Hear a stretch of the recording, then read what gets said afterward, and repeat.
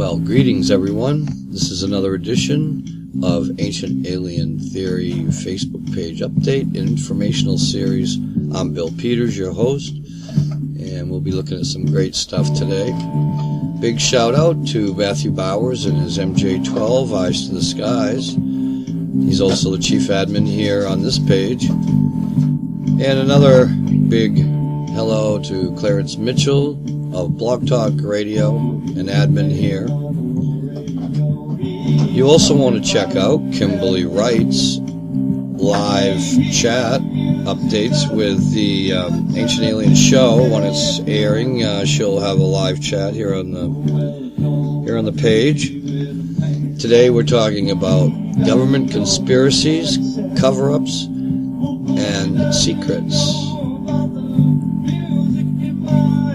We'll be looking at giants and how they're covered up. We'll be looking at how the UFO conspiracy has developed over the years, and lots more. So it's a big segment this time, so folks, let's get on with it.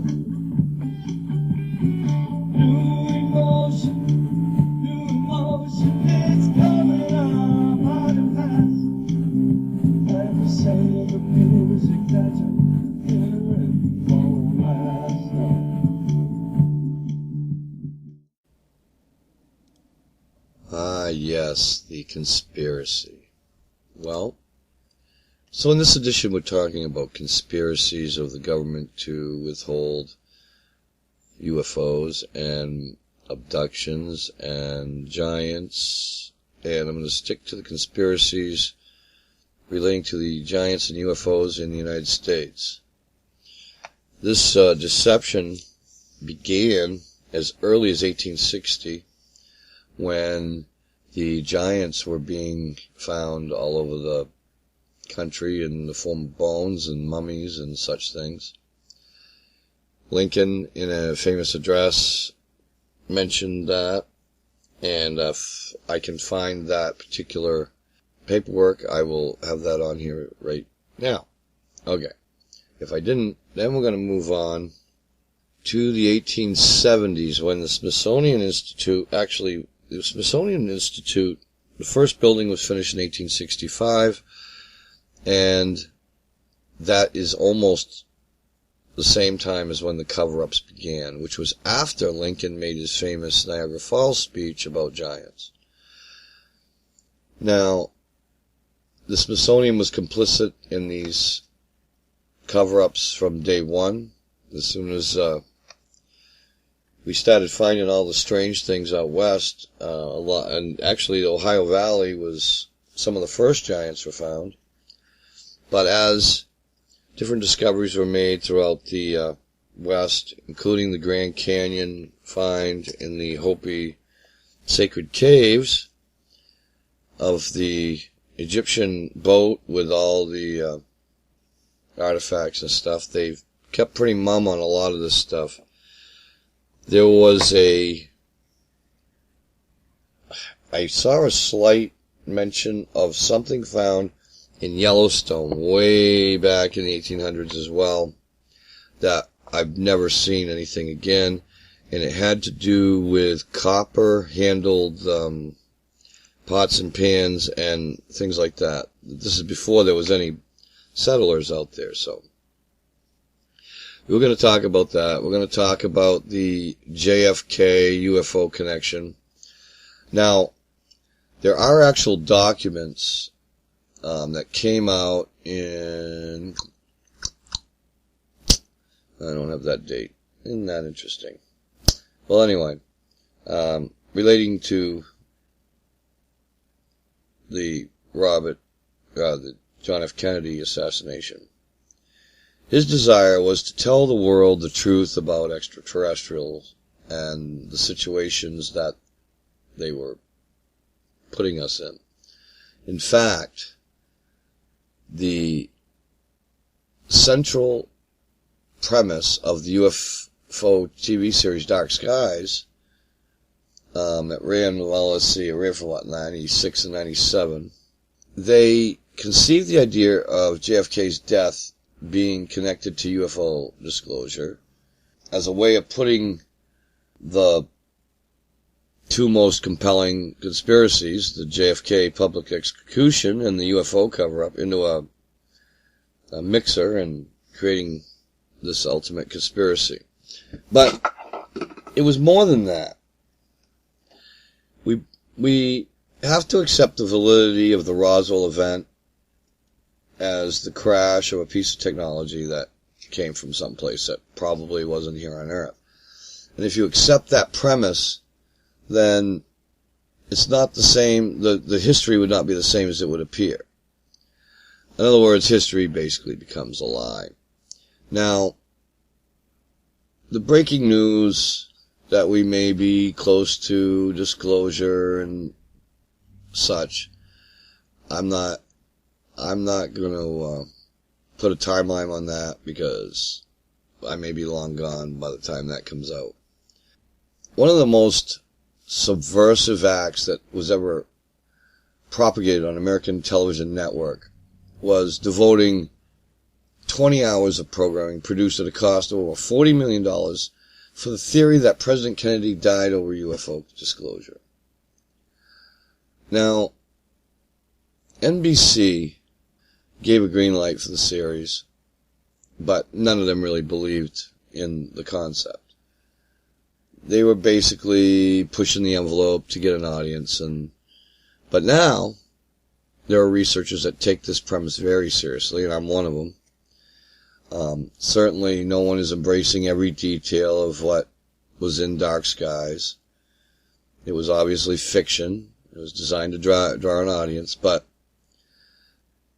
people should be talking about the big picture, and that it maybe have a premise or a grain of truth.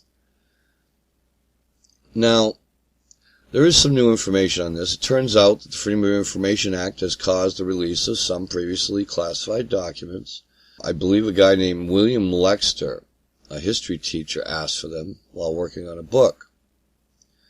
Now, the actual point is that this guy got 2 documents released, and they ended up raising some very serious questions. Both documents are presumably written by Kennedy, which is interesting, but gives him a date of November 12th of 1963. That is just 10 days before his murder in Dallas. One document is to the CIA director, asking for UFO files from Kennedy, for Kennedy. And the other is to a NASA administration asking for cooperation with the former Soviet Union on mutual outer space activities. Now, Lester at one point told a reporter that UFOs are being seen over the Soviet Union lately, and he was concerned that the Soviets might misinterpret these UFOs as U.S. aggression, believing them with our technology. You know, that's one way to look at it. Now, you know, the Majestic 12, which is actually our first official panel put together to study this stuff, which is still in existence regardless of what they'll tell you. It's now has around 36 members from what I've heard, instead of 12. But you remember, when that was running, the government still felt that the people couldn't handle the truth, and I believe they still do to this day. It may be for a different reason than before, but in the end, it ends up us not getting any information. Now, I saw something. There was a memo that was leaked to a researcher named Robert Wood. Now, he retired from McDonnell Douglas in 1993 after 40 years. In the 90s, he got a series of MJ-12 documents.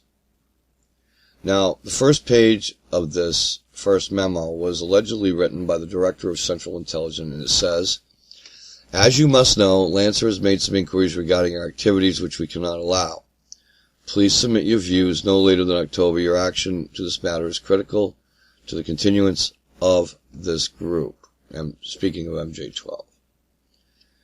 Now, if you want any of these documents, they are available. I will... Well, you probably could get them by going to AOL News and putting in a search for UFOs, and you should get it. So, you know, we get a lot of this stuff from Hollywood screenwriters and different things like that, and what they've taken is a few facts and put a script to it. But the Cuban Missile Crisis, okay, that's not the same. Alright, so now we're running with that. So now what I'm going to do is I'm going to start running some of these. I have been running some of these UFO pictures as I talk. Different pictures of conspiracy documents and things like that. As we look into let's go back now. We're going to go back to the giants, and here's a bunch of pictures of giants and giant skeletons and things like that. Now, why do you think they don't want us to know anything about giants? I didn't hear you.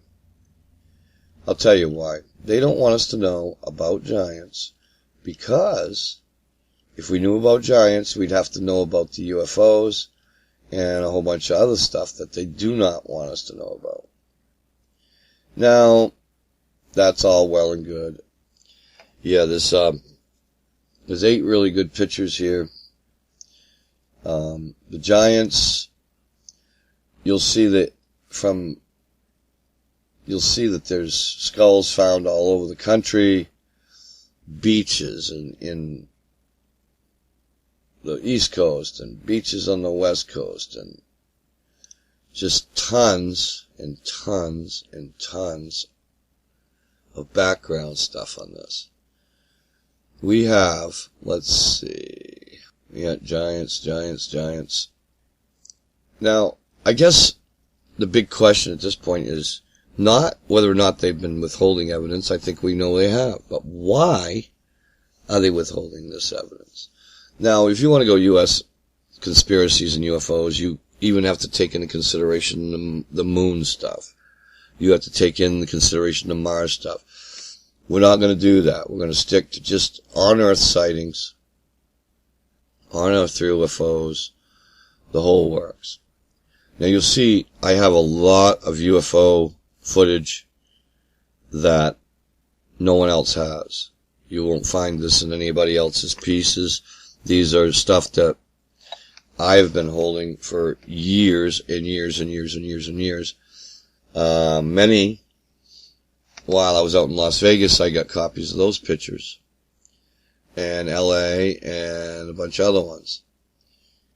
So, the conspiracy has several reasons. You either don't want your enemies to know what you have for technology, or you don't want your enemies to know that you have a weakness that these craft are able to get by. You cannot, let's call it a security breach or some sort.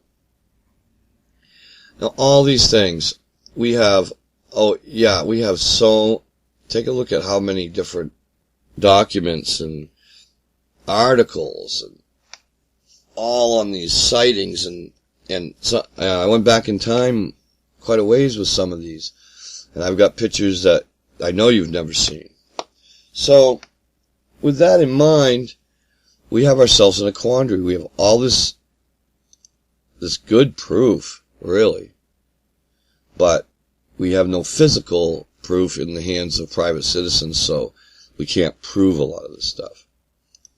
Now, sightings of UFOs go back to cavemen days.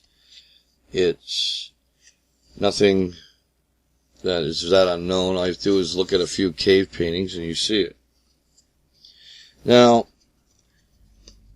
in the United States, the big day was June 24th, 1947. Let's see.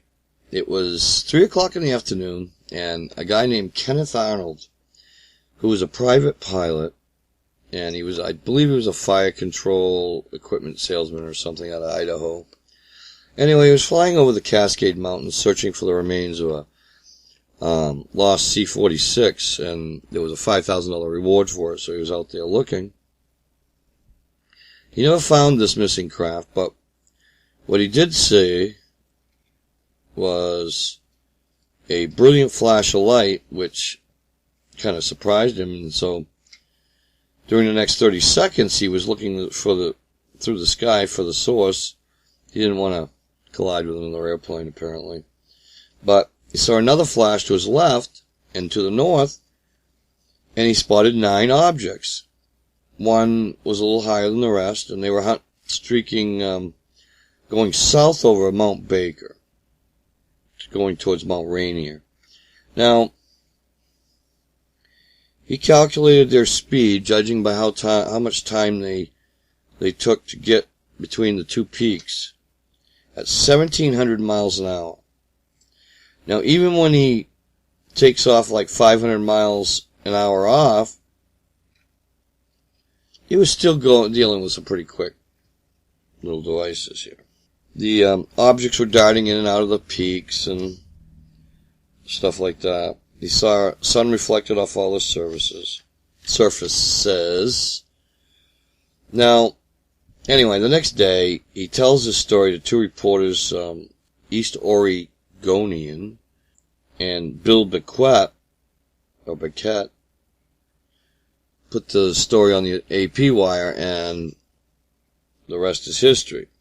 Now, this story, Flying Saucers, is what the reporter named it, and that's where it got its name. But the name is not entirely original, because on January 25th, in 1878, a Texas newspaper, the Denison Daily News, remarked on a local event that had taken place there on January 22nd, when a farmer named John Martin noticed the swift passage of something that looked like a large saucer through the sky. Mr. Martin was quoted as saying, "The newspaper said that Mr. Martin is a gentleman of undoubtable veracity, and it was not a balloon." If it was not a balloon, the newspaper claimed that it was up to the scientists of the day to find out what it was. Well, the same day as Kenneth Arnold made his observations, 18 other sightings of strange objects were reported in the Pacific Northwest. A prospector, Fred Johnson, spotted 5 or 6 round metallic-looking discs about 30 feet across and 1,000 feet ahead of him. He put a telescope on it and saw that it had tails or fins, which was unlike what Arnold would observe. He saw it for about a minute, and during that time period his compass spun around wild. So, sightings of discs have been going on since at least April of 1947, and Richmond, Virginia had sightings that year. Texas had sightings that year. There were also similar sightings in Oklahoma, Colorado, Tennessee, Georgia, and New Jersey. Now, these sightings kind of lay unnoticed in the press until after Kenneth Arnold's sighting, and then all hell broke loose. By the late 40s, the Air Force investigators started calling them unidentified flying objects. Meant to be a neutral term, but skeptics complained that the words flying and objects implied both craft and intelligent guidance. But I think they all could agree that flying saucers was the worst of the two, and they stuck with unidentified flying object. Okay. Now, these were not just in this country, of course, as we know. Some look like big metal cigars or torpedoes spewing fire. spears, triangles, V's. Many were simply just bright lights. For the next 50 years, UFOs were talked about extensively, a lot of controversy, a lot of fabrications, a lot of mystifications, and once in a while you get a serious investigation. Now, let's go back even way back. In AD 1211, a guy, for a writer of the English Chronicler of Historical Events, Curiosities, and such, very famous woodcutting of this particular sighting. People were at Mass, and they say that an anchor was dropped from the sky with a rope, and one of the outcroppings caught in the arch above the church door. Now this sounds very odd, that a sky ship would need an anchor, but to catch it on the church, that's a little odd as well. They saw a ship with men on board when they went out of the church, and one was floating down in front of the anchor cable, who had jumped overboard, and he was trying, it looked like he was swimming in water. The people rushed up, tried to grab him, but they were afraid it might kill him, so he was freed, and he hurried up to the ship, where the crew cut the rope and the ship sailed out of sight. Now supposedly, the anchor is in the church as proof ever since. So anybody in the borough of Cloyera in England, check it out. In 1566, Switzerland, there was the famous black and white globes fighting in the skies. These go on and on and on, from the very first time. The Book of the Damned, which was published in 1919, is considered the first UFO book. And that was written by Charles Fort, the first ufologist. Now, there are a lot of places that they think they came out of. Center of the Earth. They say there's a 4,000-mile wide polar holes, which I haven't been able to find myself. But if it was there, it should extend into Canada, in my opinion, but whatever. 1897, Lake Elmo, Minnesota. There's a close encounter, Frederick Chamberlain and O.L. Jones, talking about humanoids and different things there. Foo Fighters. Now, let's skip up now to 1947 with the Roswell crash. And here's some pictures to go with that. Now, if these things are not interdimensional in nature and are coming in and out of our atmosphere from outer space, then their structures are going to take a beating. And on occasion, you're going to have a breakdown. And when you have these breakdowns, we get crashes. Some great pictures of crashes here. Some of them are fake, obviously. Again, these are things I've been keeping for years and years and years. I haven't found a really good UFO book that brings anything new to the table in a long time. Yeah, there's plenty of new sightings, but they just haven't been the same as before. So, one wonders if perhaps we're getting a little jaded about all this. Maybe we're not taking it quite as serious as we used to. The point is that these UFOs are out there. They're being seen and photographed and videoed more than ever in the past. I know I'm skipping over a lot of stuff, but my main purpose of this today is to show you some of this old stuff that I got from the 70s, 80s, from the 60s, 50s, 40s. Some of them even older than that. The giants, the UFOs. What if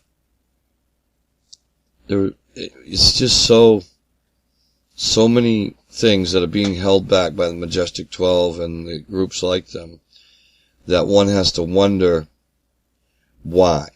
It's all about the why, folks. It's not whether or not, it's not if, it's why. We already know the if is and is, and we just don't know the why of it. Yes, maybe to control the technology so they can control us. It's usually something quite nefarious. And I think that people are catching on to that, and that scares the government in such a way that they realize now. And remember, folks, the government is not the government. The government is a corporation. The one that we answer to is a corporation. The one that we're supposedly living under has been swept under the rug since 1871. So don't expect any forthcoming information that doesn't have a price tag attached to it, because it's all about the corporation. And as much as we need to change it, that's the facts and that's the reality of the situation. Some more stuff there. As you can see, I have quite a collection. I'm not even putting them all in because I don't have them all digitized, actually. But anyway, this should get some information going and some statements and whether or not these things are coming interdimensionally, whether our government knows about it, and why they are squashing all the news stories that are coming out. And interestingly enough, we've gone from 1,200 people a year being reported missing in this country, and since 1947, the number has gone up and up and up and up and up. Now, folks, believe it or not, there's 1 million people a year that go missing, either through black ops operations or through abductions and experimentation. So, I think that it's in our best interest to demand disclosure as a large group, not just as a few people. A large group has to come right out, and I'm talking about millions of people demanding that we get the lowdown on this stuff, and we get the lowdown now.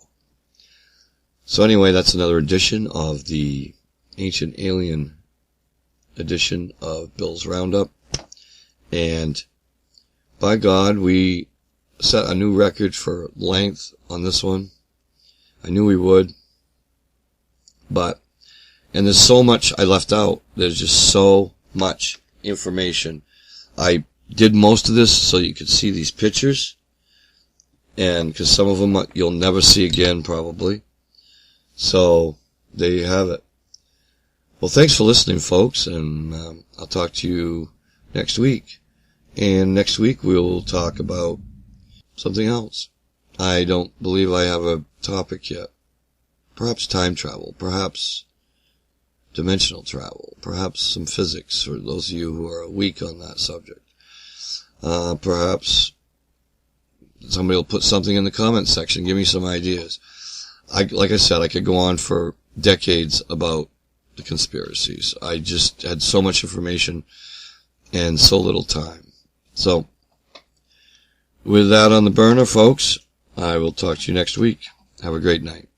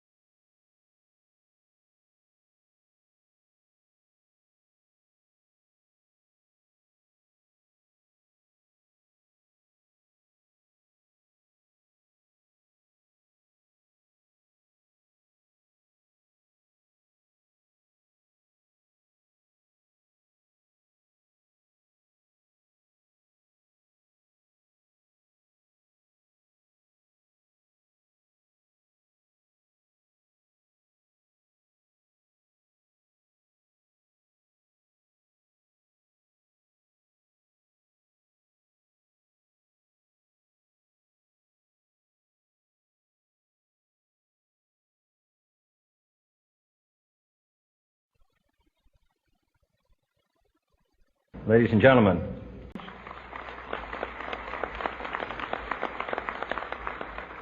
In the response and dedication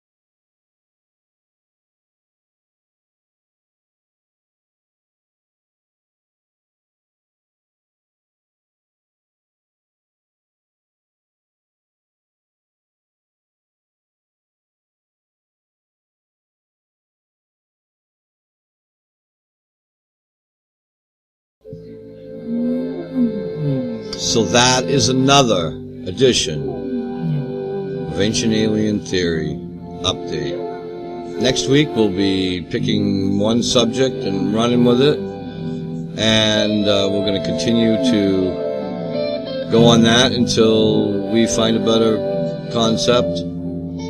And enjoy your week, folks.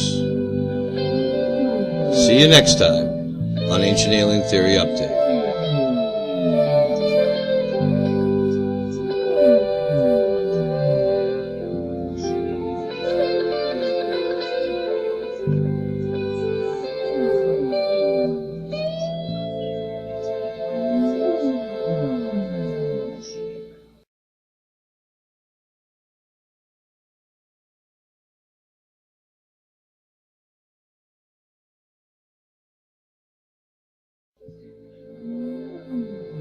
So that is another edition of Ancient Alien Theory Update.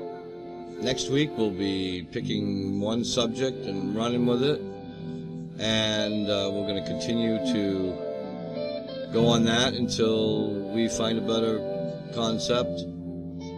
And enjoy your week, folks. See you next time on Ancient Alien Theory Update.